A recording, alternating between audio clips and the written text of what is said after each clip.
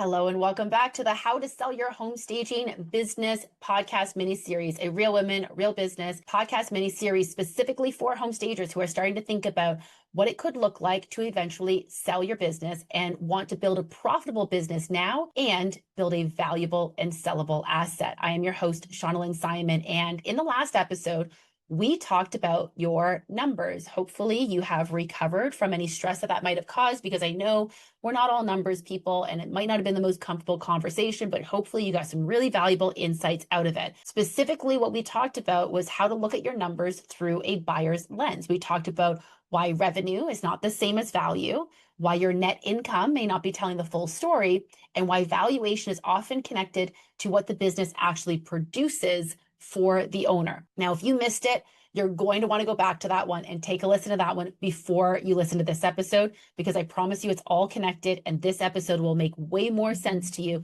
if you've already listened to that last episode. So if you haven't done that yet, go do that now and I'll see you when you get back. Okay, so today we need to talk about one of the biggest valuation assumptions that I see the home staging industry making, and that's all about your inventory. I'm going to say something that's going to sound a little rude at first. And if you listen to the last episode, you're already a little prepared for this. So brace yourself on this. Your inventory is not your business. And in fact, your inventory, how much you have, how much you've spent on it, the quality of it, none of that is actually being factored into your business valuation, at least not in the way that you think. I know, take a breath. Okay, stay with me here. We're going to get through this together, I promise. I'm not saying that your inventory does not matter. I want to be clear about this. Absolutely, it matters. For many home stagers, inventory is one of the biggest investments that you have ever made in your business. You spent years building it. You've spent real money on it. You've spent late night shopping trips searching for the perfect items. You've made strategic buying decisions. You've made various warehouse runs, emergency replacements, repairs, upgrades, maybe one or two purchases that, seem like a brilliant idea at the time, and they now live in the back of your warehouse. No judgment. You may have tens of thousands or even hundreds of thousands of dollars tied up in furniture, art, accessories, bedding, greenery. Oh, the greenery, right? Am I right? Rugs, lamps, warehouse equipment, bins, shelving, tools, and everything else that makes this business function. And beyond the money that you spent, there's the emotional weight of it, right? You remember that first big furniture order. Maybe you went to market for the first time and actually placed some big wholesale orders with some big vendors. You remember that piece that saved that super weird room where nothing else seemed to work, but you just had the perfect item in your warehouse. You remember the sofa that somehow just worked in every single house. You remember the artwork that got more compliments than the actual house did. So it makes sense that owners often look at their inventory and think, this has to add a ton of value to my business. Look at what I've curated here. No one has inventory like I do. This has clearly got a massive value.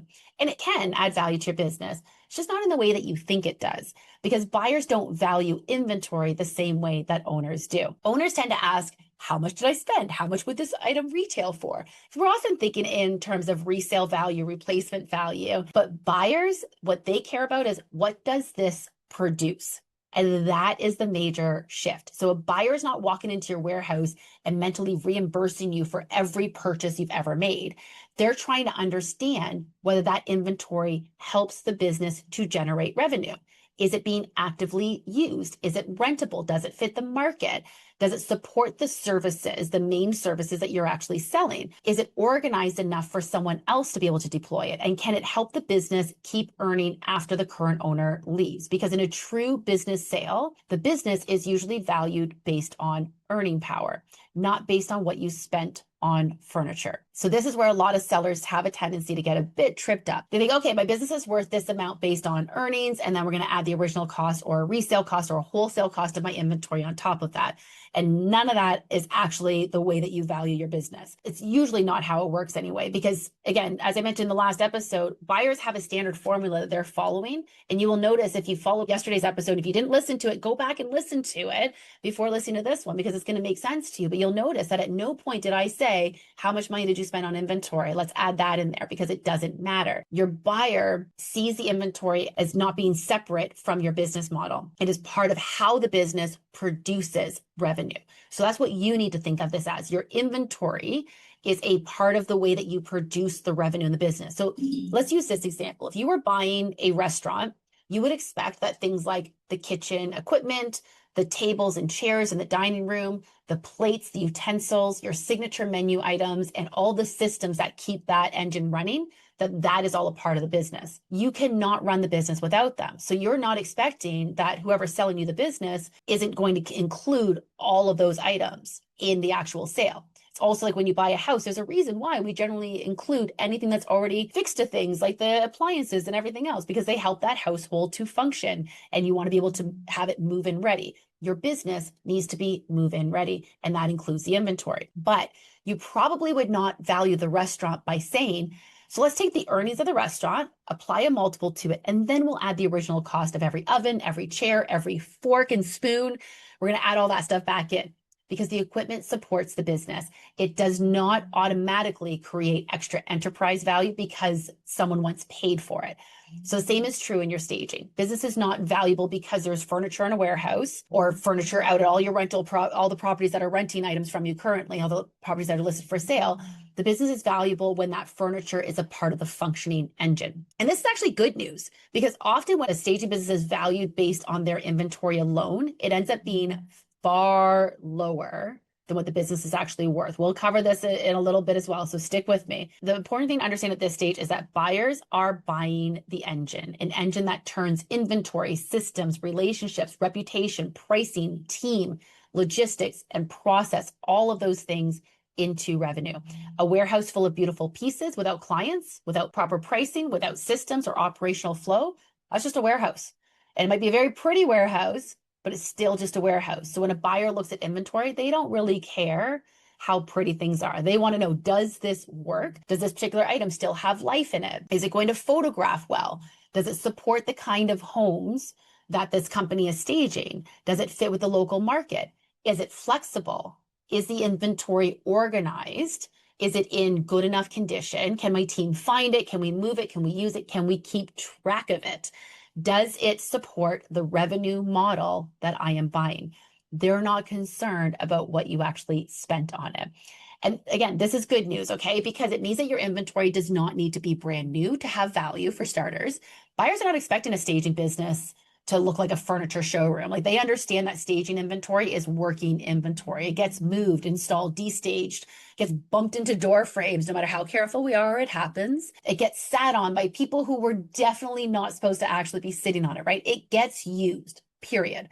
So older inventory is not necessarily automatically a problem. If you have purchased items that are meant to be classic items that can be sustainable through various design trend changes, like those sofas that are just so classic and work in every home, then older inventory is not necessarily a problem. Like that 5-year-old sofa that still rents constantly, photographs beautifully, and is a bit of a chameleon because you can make it look however you want it to, depending on the style of the home. That may be more valuable to the business than a brand new chair that just never leaves the warehouse. You know, those chairs you bought because they were super cool looking, but you only use them in one house because they just don't work in any other house. Your buyers want to see that your inventory is productive. Productive inventory supports value. Unproductive inventory, that's the inventory that's just taking up space. It costs you money to store it. It's going to slow your team down, no longer fits your brand, doesn't photograph well. It's either damaged or dated or awkward or incomplete in some way, or just only works in that one very specific room that may never exist again, like that chair we just talked about. And listen, we all have some of those pieces. Sometimes we keep them because we just spent too much money on them,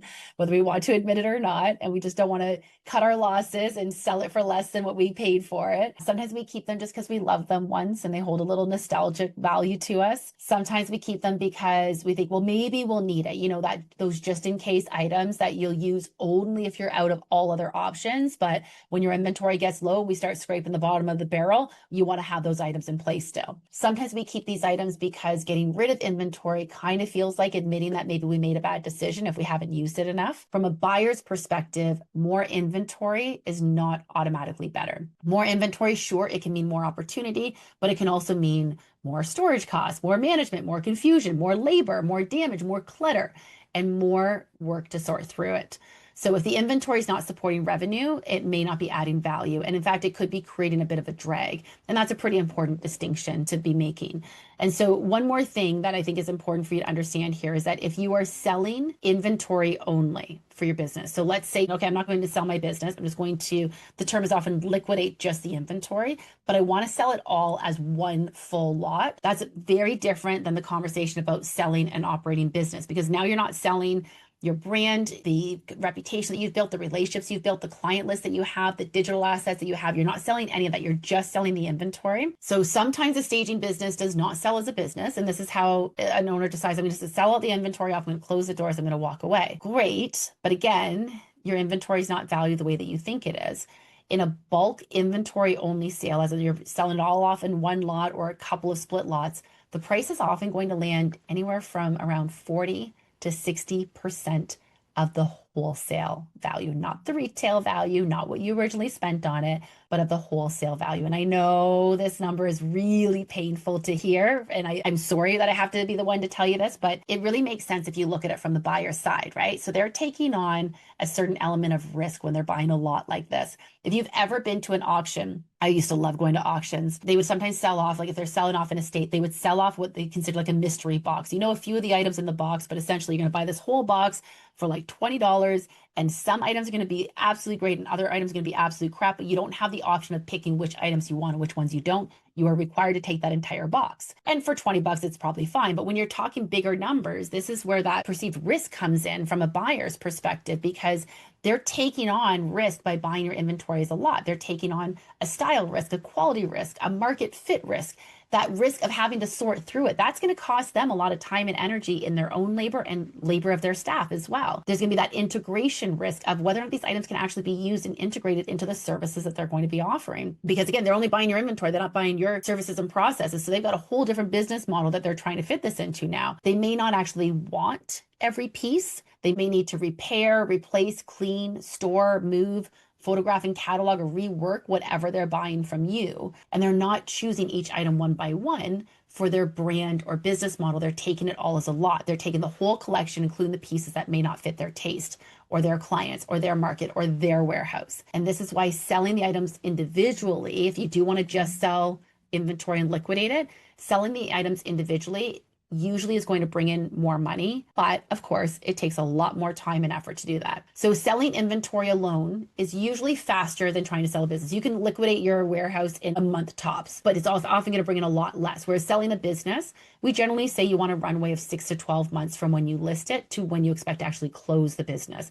So someone who comes to me and says, I'm hoping to have my business sold and be walking away in the next 2 to 3 months, not a realistic timeline, not only if you haven't done any of the work for it, but also even just in a buyer confidence, usually there's a certain due diligence period that is more than that amount of time. So, and we'll get into the actual deal flow in a later episode, but just understand this for right now, that selling inventory, again, if you're selling inventory alone, it's usually faster than selling a business, but often is going to bring in less for you. And selling a true operating business, that's where the highest value is, because the inventory is not being sold as just a pile of furniture. It's being sold instead as a part of an operating engine, that engine that already turns those pieces into revenue. So instead of here's a warehouse full of furniture and artwork and greenery, etc., it's here's a business that knows how to use this inventory in order to make money. So sure, it takes a bit of work to package your home staging business for sale, but if you are operating a sellable business, then it's making you money. And when it comes time to sell, it's just a matter of finalizing the inclusions and exclusions list and getting the word out. So that's why I'm always promoting to operate a sellable business now. Don't wait until you're ready to sell. If you're operating from a sellable standpoint now, imagine looking at things through this buyer's lens, how much more efficient your business will be, how much more profitable your business will be, and how much more valuable it's going to be. So let's talk about then how an inventory may be handled in a sale. So at a very high level, once the business itself is valued based on earnings, so we went through this in the last episode, your SDE and what that equals. So that's your net income plus your owner's compensation plus all of your add backs. And then we multiply that by a multiple based on the systems and processes, et cetera, that you have in place.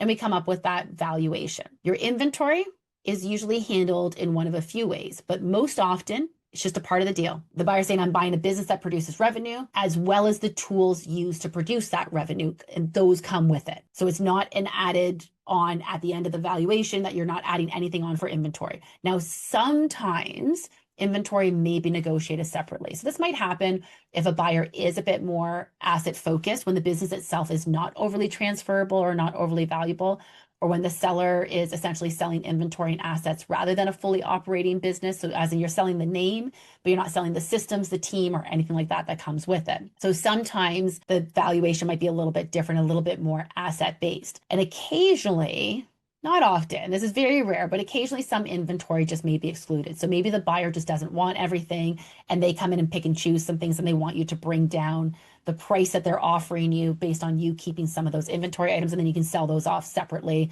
on Facebook Marketplace or whatever makes the most sense for you. Maybe there are certain pieces that just don't match their intended model. Maybe you as the seller specifically want to keep or separate certain items and sell them separately because maybe they have a super high ticket value. You think you can get more for them then.